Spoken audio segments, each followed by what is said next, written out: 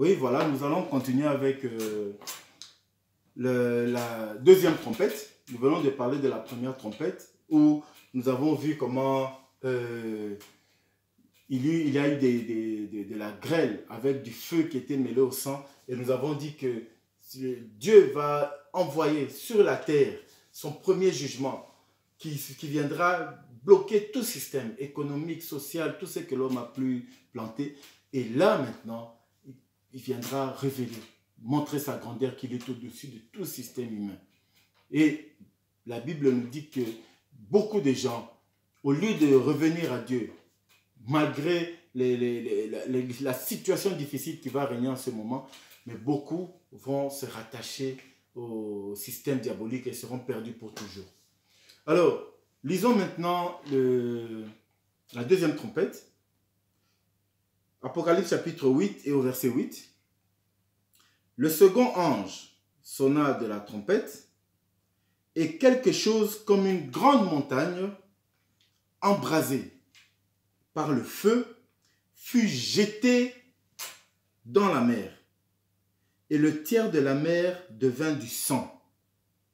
Et le tiers des créatures qui étaient dans la mer et qui avaient vie mourut. Et le tiers des navires périt. Voilà la seconde trompette. Alors, la Bible nous dit que lorsque l'ange a sonné de la trompette, il y a eu quelque chose comme une grande montagne. Alors, la montagne, dans la Bible parle beaucoup de montagnes. Beaucoup de montagnes. Ce sont des lieux élevés où on va souvent présenter des cultes. C'est là où Israël allait se recueillir d'ailleurs sous le temple. Quand on parle du temple, c'est toujours sur la montagne. On parle toujours de montagnes des Sion. La Bible parle beaucoup de montagnes. Mais présentement ici, que représente la montagne? Parce que la montagne ici représente le lieu élevé, les lieux de culte, les lieux où nous allons adorer, nous allons élever. Donc ici, la montagne représente ce qu'on appelle les autorités. L'autorité, ça veut dire l'élévation. Dieu est élevé au-dessus de tout. Et son lieu de culte, nous allons l'adorer toujours sur la montagne. Moïse, pour donner les 10 paroles, donc la Torah, devait se retrouver à la montagne, à la rencontre de Dieu dans toute son autorité. Et même au niveau des hommes, Jésus donnait des exemples de montagnes. Alors ici, présentement, la Bible nous dit qu'on voit une montagne, une sorte de montagne, mais qui était totalement embrasée dans le feu. Qu'est-ce que ça représente? Et comme dans la première trompette, on dit que la montagne a été jetée sur la terre. Donc on comprend que ce n'est pas une pluie qui tombe physiquement, ce n'est pas une montagne qui va tomber physiquement, mais c'est un sort qui sera, c'est un jugement qui sera jeté sur l'humanité, sur la terre entière, à cause des péchés de la terre. Maintenant, que représente la montagne? La montagne veut justement représenter l'autorité de Dieu, la souveraineté de Dieu. Donc, Dieu qui vient maintenant dans sa souveraineté, mais pourquoi Dieu vient dans sa souveraineté et dans sa colère, puisqu'on dit que la montagne était embrasée de feu. Une montagne totalement embrasée. Dieu souverain, oui, nous savons que Dieu est souverain. Mais dans son autorité, pourquoi maintenant il vient en colère? Et sa colère, son autorité vient descendre sur la terre et vient pour détruire. Mais où va atterrir cette colère, ce fléau? Nous allons vous lire tout de suite. Et quelque chose comme une grande montagne, embrasée par le feu, jetée dans la mer. Alors, vous voyez que précisément, la colère de Dieu vient s'abattre. Donc la colère, l'autorité de Dieu, remplie de sa colère, vient s'abattre sur la mer. Mais que représente la mer? La mer, comme nous avons déjà dit, la mer représente les nations, les tribus, les peuples, tous ceux qui sont opposés au Dieu vivant. Donc c'est-à-dire que tout homme, toute femme qui a un Dieu différent du véritable Dieu. C'est tous ces peuples, toutes ces nations, toutes ces langues, toutes les tribus, tous les hommes de la terre qui ont des dieux différents du véritable Dieu. Mais Dieu maintenant vient s'abattre sur eux. La colère de Dieu vient s'abattre sur eux. Mais pourquoi? Lisons. Alors, et quelque chose comme une grande montagne embrasée par le feu jetée dans la mer, et le tiers de la mer devint du sang. On revient encore dans le sang, comme on l'avait dit dans la première trompette, le sang. L'âme se trouve dans le sang. Et qu'est-ce qui se passe lorsque la colère de Dieu vient s'abattre sur la mer, donc sur toutes les nations, sur tous ces gens qui ont rejeté Dieu, soit disant qu'on ne reconnaît pas ce Dieu, nous avons un autre Dieu à nous, ou alors nous connaissons d'autres dieux que celui-là. Alors Dieu vient maintenant s'abattre sur eux. La colère de Dieu vient s'abattre. Il vient avec son autorité montrer à ce peuple que lui, c'est lui l'autorité au-dessus de toute autorité. Il a la divinité au-dessus de toute divinité. Il a la suprématie sur toute chose. Parce que ces gens, ces peuples, la mer a élevé d'autres dieux. Ils ont élevé d'autres autorités. Mais Dieu vient maintenant détruire. Il vient avec fureur pour détruire maintenant l'autorité qui a été établie par ces hommes. Et qu'est-ce que nous remarquons? Que le tiers de ces gens, pas comme dans la fois passée, on a dit qu'ils sont brûlés. Non. Mais ici, carrément, leur âme est totalement détruite. Parce que la Bible nous dit ici, relisons, et quelque chose comme une grande montagne embrasée par le feu fut jetée dans la mer, et le tiers de la mer devint du sang. Ça veut dire le tiers de tous ceux qui avaient rejeté Dieu, leur âme est directement détruite. Ça veut dire l'âme, détruite. En réalité, tout sera détruit par le feu. Tout sera jeté dans le feu de la gaine, comme on appelle, qui est le feu éternel. Et quand Dieu abat sa colère sur les nations, sur tous ceux qui ont rejeté Dieu et qui ont d'autres dieux que le Dieu vivant, la Bible nous dit que le tiers de ces gens, leur âme sera complètement perdue. Jeté pour l'éternité, brûlé pour l'éternité, fini pour le tiers, ça veut dire une grande partie de ces gens sera déjà jetée. Mais de qui est composé toutes ces personnes qui représentent la mer? Alors nous allons lire, c'est ce que nous allons lire maintenant. Et le tiers des créatures qui étaient dans la mer et qui avaient vie mourut. Alors, les créatures, c'est qui dans la mer? Puisque la mer représente déjà les nations, les peuples qui ont un Dieu différent, qui n'acceptent pas le véritable Dieu, qui ne croient pas au véritable Dieu. Donc, qu'est-ce qui va se passer? La Bible nous dit que le tiers des créatures qui étaient dans la mer. Vous savez, lorsque vous allez dans des parcs, comment on l'appelle, dans des zoos, ou alors ici en Belgique, nous avons Paris Daïsa, tout ça, des sortes de parcs zoologiques.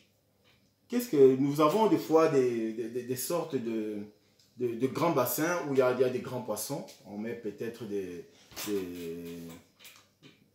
comment ça s'appelle, des dauphins ou d'autres poissons. Mais on met une vitre, une sorte de vitre. Vous pouvez voir l'eau, vous voyez dans l'eau, mais vous êtes derrière la vitre. Parce que c'est une vitre épaisse de manière à ce que le poisson ou alors la pression de l'eau ne puisse pas briser cette vitre.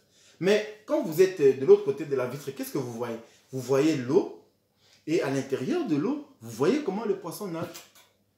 Et ici, quand on voit l'image, quand on se représente cette image, et nous voyons ici l'eau qui représente déjà les nations, les tribus, tous ceux qui ont rejeté Dieu. Mais dans l'eau, nous voyons encore des créatures. Et que représentent les créatures? Les créatures représentent tous ceux dans les nations, parmi les peuples qui ont rejeté Dieu, tous ceux qui sont élevés, soit en dignité, ou alors qui se sont fait remarquer, tous ceux qui ont pris le devant. Par exemple, dans des pays, vous verrez, où dans tous les pays du monde, il y a des artistes, par exemple, qui sont remarquables.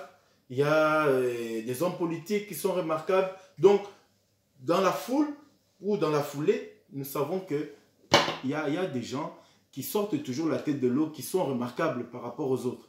Et la Bible nous dit que dans les nations aussi, il y a des gens qui poussent les nations vers le mal. Il y a des gens qui se sont comme des écrivains, comme des hommes politiques qui ont cette même mise sur les nations. C'est eux qui poussent les nations vers le mal. C'est-à-dire qu'ils encouragent les nations à continuer à créer d'autres, à se tourner vers d'autres dieux, se tourner vers le Dieu qui n'est pas le Dieu véritable, à faire des choses en sorte que le véritable Dieu soit blessé au plus profond de lui.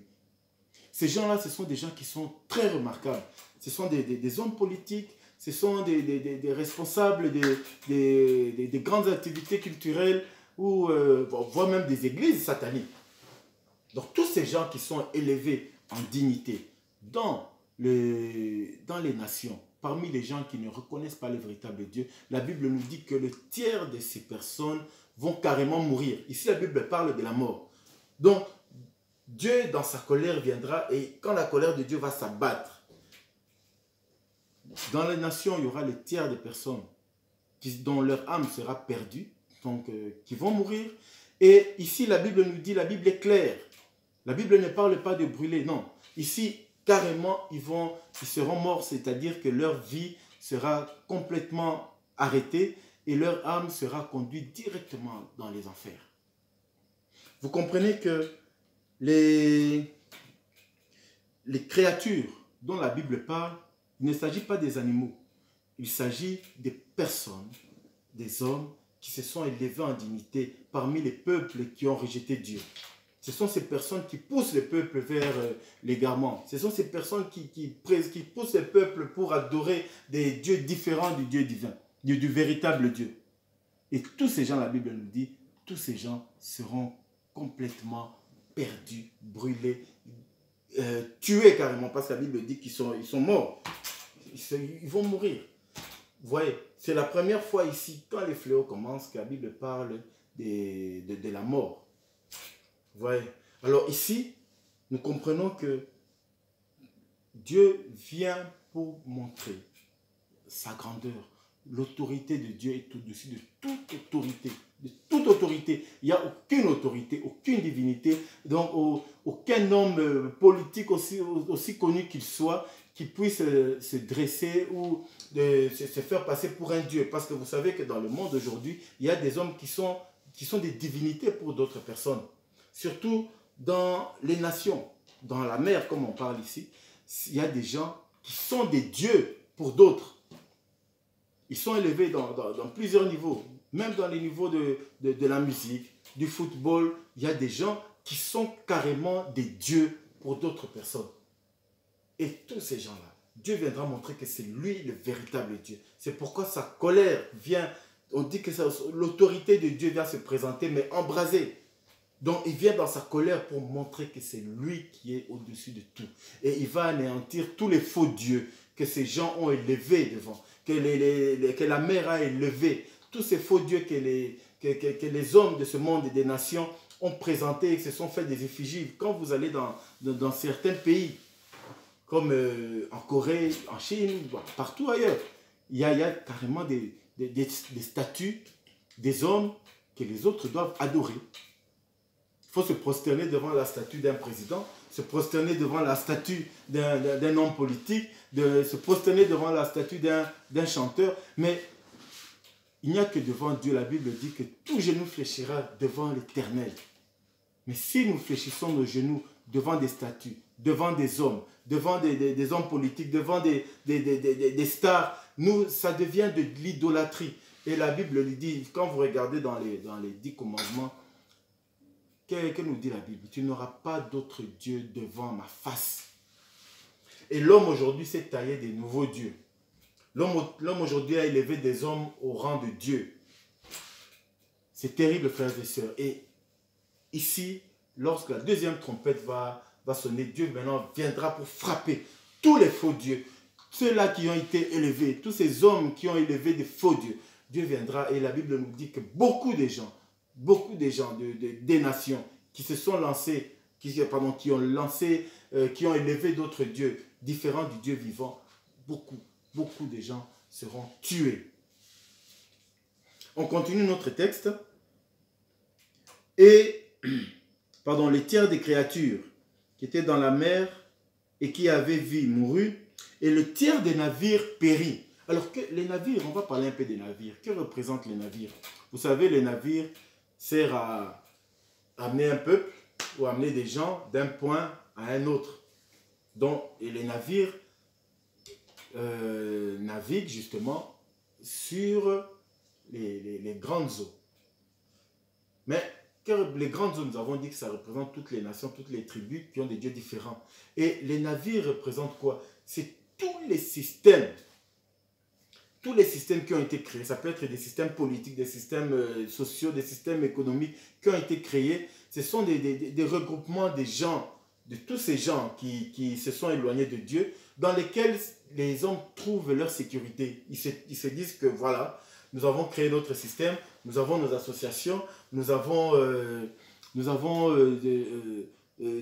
toutes sortes d'organisations dans lesquelles nous nous sentons en sécurité et nous sommes intouchables puisque nous sommes dans ces grandes organisations. C'est ainsi que vous verrez des organisations comme des Illuminati, des francs-maçons, des Rose-Croix, Maïkari, tout ça, ce sont des organisations, ce sont des navires qui sont au-dessus des eaux. Donc, quand les gens rentrent dans ces systèmes, ils croient aller trouver la protection, ils croient trouver le refuge, ils croient trouver la puissance dans ces systèmes. Mais Dieu, la Bible nous dit que quand il viendra dans sa colère, avec son autorité, quand il viendra sur la terre pour confondre maintenant tous ceux qui ont élevé d'autres dieux, le tiers de toutes ces organisations sataniques où l'on croit avoir trouvé sa sécurité, le tiers de ces organisations, à ce moment-là, sera complètement effacé, détruit, anéanti. C'est pourquoi la Bible nous dit que le tiers des navires périront. Donc, une grande partie des organisations humaines, diaboliques et sataniques, dans lesquelles les hommes qui ont rejeté Dieu sont allés trouver leur refuge pour se croire supérieurs ou pour se croire puissants, Dieu viendra pour détruire tous ces systèmes. Vous voyez, aujourd'hui, ces gens s'élèvent.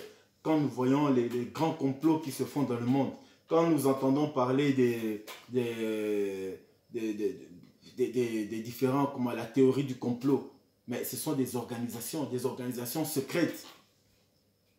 Quand on parle des organisations secrètes, frères et sœurs, très souvent, bon, ça passe comme une histoire bon, d'un roman ou alors quelque chose bon, qui n'est pas vraiment vrai, c'est peut-être fantaisiste. Mais je vous dis que c'est un système qui est basé sur une puissance diabolique, mais à un niveau où on n'a même pas l'idée.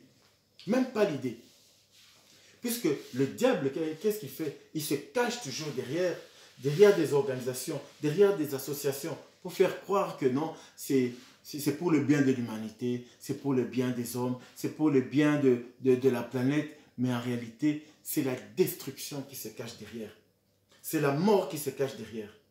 C'est pourquoi, quand Dieu viendra dans sa colère et s'en prendre aux nations, ça veut dire aux gens qui ont rejeté l'Éternel, à ceux qui se sont lancés dans une vie où ils adorent d'autres dieux, où ils adorent des hommes, où ils adorent des statues, où ils adorent toutes sortes de choses différentes de Dieu vivant, leur système, tous les grands groupes que vous voyez aujourd'hui, toutes les grandes associations, il y a des grandes associations au niveau mondial, très reconnues dans lesquelles vous ne pouvez même pas avoir accès. Pour déjà entendre parler de ces organisations, il faut déjà faire partie d'un certain groupe. Et même dans le groupe, il y a d'autres qui font partie d'autres organisations secrètes. Donc, il y a des organisations secrètes dans des organisations secrètes. Donc, c'est quelque chose d'extrêmement compliqué. Mais toutes ces organisations sont basées sur des principes purement diaboliques, sataniques, destructeurs. Le but, c'est de détruire. C'est de faire régner la puissance du diable. Mais Dieu viendra les confondre. Et à ce moment-là, un grand nombre de toutes ces associations, de toutes ces organisations sataniques, dont de tous les navires, comme la Bible vient de le dire dans l'Apocalypse, donc un grand nombre de ces navires vont périr. Mais ça ne sera que le début, puisqu'après Dieu va détruire tout complètement. Vous voyez, des fois, lorsqu'on dit à certaines personnes que ça ne sert à rien de combattre contre des systèmes politiques, c'est vrai, il faut des fois réclamer, des fois il faut trouver des solutions à certaines choses, mais un système politique est d'abord basé sur des principes purement diaboliques. Alors, quand c'est basé sur des principes diaboliques, ce n'est pas en changeant la tête, d'un parti ou de celui qui a un pays que ça va changer la situation. Non. Le problème n'est pas au niveau de la tête. Le problème, il est au niveau de la structure, au niveau du navire. Sur quel navire nous naviguons? Aujourd'hui, si nous prenons l'exemple, je prends l'exemple de la France, il y avait un président qui vient de partir. Tout le monde s'est opposé à lui. Voilà, on choisit un nouveau président. Et quand le nouveau entre en fonction, c'est toujours le même problème. Et on prendra un troisième, ça sera la même chose. On prendra un quatrième, ça sera exactement la même chose. Pourquoi? Parce que il ne s'agit pas de personnes, mais il s'agit d'un système diabolique qui est enraciné dans les profondeurs de la mer. Puisque la mer, tous ces gens qui ont rejeté Dieu, qui sont dans l'idolâtrie, qui sont dans l'adoration, dans l'élévation des forces sataniques, c'est de là que sortent toutes ces puissances sataniques. Et le navire ne fait que naviguer au-dessus. Tout ce que vous voyez, toutes ces organisations, les racines se trouvent dans le monde purement diabolique. C'est quand on demande de prier pour les pays, de prier pour les nations, c'est pour que Dieu nous fasse toujours grâce. Qu'il nous fasse toujours grâce. Que malgré tous les systèmes qui ont été créés, malgré les grandes organisations, malgré les grands navires qui existent dans ce monde, que Dieu nous fasse grâce parce qu'il est au-dessus. Sa puissance est au-dessus de toutes ces organisations, de toutes ces puissances. Et l'Éternel peut changer n'importe quelle situation, de manière à ce que nous ayons la paix. Mais ces systèmes ne seront détruits que par Dieu lui-même. Aucun homme sur la terre n'est capable de mettre fin au système satanique, au système diabolique qui règne sur les nations. C'est tout à fait normal aujourd'hui que l'on voit dans des pays où on vote des lois où tout ce que dit la Bible est traité à l'opposé. Quand la Bible nous dit « ne tue pas », ici on va créer une loi, tu peux tuer quand tu as, voilà, on te donne une raison. Quand la Bible nous dit que non, l'homme et la femme se mettent ensemble, la loi vient dire l'homme et l'homme peuvent se mettre ensemble, la femme et la femme peuvent se mettre ensemble. Quand la Bible dit que l'homme, il a mis une hiérarchie en disant l'homme, la femme, les enfants, les lois viennent créer d'autres choses en disant les animaux, les enfants, la femme, mais l'homme à la fin. Donc, vous comprenez que tout vient à l'opposé des principes de Dieu. Pourquoi? Parce que tous ces navires, donc toutes ces organisations secrètes, ou même toutes ces organisations politiques sont basées sur des principes, des impulsions qui viennent directement tout droit de l'enfer, tout droit du monde satanique. Alors c'est pourquoi, frères et sœurs, c'est pourquoi nous comprenons que dans la deuxième trompette, l'Éternel vient pour juger maintenant toutes les nations, tous les faux dieux, pour se révéler aux nations qui ont cru pendant longtemps qu'ils avaient d'autres dieux, qu'ils étaient protégés par d'autres dieux. Dieu viendra mettre la confusion et faire comprendre à toutes les nations qu'il n'y a que lui qui est au-dessus de tout, qui est au-dessus de toutes les divinités. Il n'y a que lui qui a le dernier mot. Et toutes les grandes organisations qui sont considérées comme des grandes puissances intouchables, incomparables, toutes ces organisations que vous voyez aujourd'hui, Illuminati, franc-maçon, tout ce que vous voulez, vont commencer à tomber une par une. Les navires vont commencer à s'écrouler, donc à chavirer complètement, une par une. Pourquoi? Parce que c'est la puissance de Dieu qui vient. L'autorité, c'est pourquoi il a vu cette montagne. Il a vu cette autorité. Dieu qui vient dans son autorité, dans sa divinité, pour montrer c'est lui qui est l'autorité. C'est lui. Et dans sa colère, il va détruire, anéantir tout ce qui n'est pas, tout ce qui ne tient pas tout ce qui n'est pas de sa volonté. Tout ce qui n'est pas de lui sera complètement détruit. Alors, voilà la deuxième trompette, où nous voyons comment les choses commencent à s'effriter. Et là, imaginez que l'antéchrist, comme j'avais déjà dit, l'antéchrist est déjà opérationnel. Pas encore de manière très officielle, puisqu'il va commencer, ça sera un processus, et ce n'est qu'à partir de 3 ans et demi qu'il va vraiment prendre cette domination sur toute la terre. Mais là, tout son ministère agit déjà. Et pendant que son ministère sera en train d'agir, il y aura des choses qui vont s'effriter. L'Éternel va commencer à frapper. Vous voyez, quand nous calculons, puisqu'il y a 7 trompettes et puis 7 coupes, ça fait 14, et durant les 7 ans de la tribulation, lorsque nous calculons, c'est plus ou moins à une différence de 4 à 5 mois que des grandes choses vont se produire. Alors, quand l'homme va croire que voilà, maintenant nous allons trouver la paix, à ce moment, il y a une catastrophe. Dieu vient frapper, Dieu vient confondre. À chaque fois que les hommes politiques voudront lever un peu la tête pour faire croire que voilà, on maîtrise encore, on a encore la puissance, Dieu viendra frapper. À chaque fois, ça sera comme ça, ils seront confondus. Ils seront dans la confusion totale. Et c'est ce qui va faire aussi que les nations, que les gens qui ont rejeté Dieu vont commencer à se rattacher au système de l'Antichrist qui viendra présenter un semblant de paix, un semblant de solution. Il viendra présenter des solutions pour vivre en paix sur la terre, pour être dans le bonheur, pour continuer à vivre dans la joie. Mais ça ne sera que du mensonge. Parce que Dieu ne laissera plus jamais la terre en paix jusqu'à ce qu'elle soit détruite définitivement.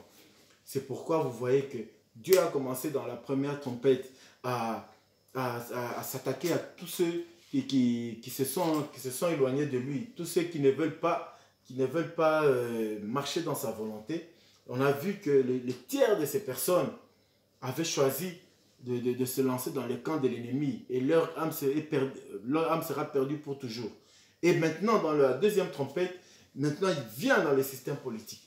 Il vient dans les systèmes politiques, dans tous ceux qui se sont élevés dans ces systèmes politiques-là, dans ces systèmes des nations où ils n'adorent pas le véritable Dieu. Il vient maintenant montrer qu'il laisse la divinité au-dessus de toutes les divinités, puisque ces gens ont élevé d'autres dieux. Ils ont créé des systèmes, ils ont créé des sociétés secrètes, ils ont créé des organisations secrètes, des organisations mondialement reconnues, sous prétexte qu'ils viennent faire le bien, mais ce sont des organisations qui viennent quasiment détruire. Alors aujourd'hui, quand vous regardez, il y a beaucoup d'organisations. Et lorsque vous n'êtes pas averti, qu'est-ce que vous croyez que voilà une organisation qui viendra sauver l'Afrique. Voilà une organisation qui viendra sauver mon pays. Voilà une organisation qui viendra sauver ma famille. Une organisation qui viendra sauver ma vie. Comment voulez-vous que les gens ne divorcent pas dans ces pays où on leur fait voir des systèmes, des organisations où lorsqu'il y a le moindre problème, madame, venez, nous allons vous aider, vous serez en paix, on va vous payer 100 € en plus, comme ça vous serez avec votre enfant, on va vous trouver un appartement. Voilà des systèmes diaboliques. On vous fait croire qu'il y a une belle solution, une solution qui vous donne quasiment le paradis sur terre. Mais c'est une solution purement diabolique. Voilà comment le monde fonctionne. Voilà ce qui se passe.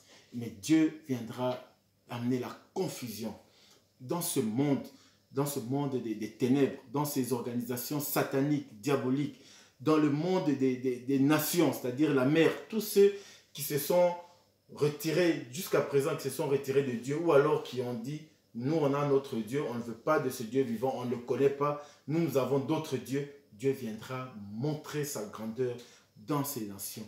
Au niveau des nations, ils vont comprendre qu'il y a un Dieu au-dessus de nos dieux, un Dieu qui est plus puissant que nos dieux, un Dieu qui est dévorant plus que nos dieux. C'est pourquoi, frères et sœurs, la deuxième trompette est une trompette importante puisqu'elle viendra frapper dans les nations. Elle viendra frapper dans les nations. Et ceux qui rejettent Dieu aujourd'hui en disant que nous connaissons d'autres dieux, on n'a pas besoin de ce Dieu-là, à ce moment, ils comprendront que l'Éternel, c'est lui qui est vivant. C'est lui qui est le feu dévorant. C'est lui qui a l'autorité au-dessus de toute autorité. Frères et sœurs, voilà ce que nous pouvons dire pour la deuxième trompette. Nous reviendrons prochainement pour parler de la troisième trompette. Et que Dieu vous bénisse. Merci.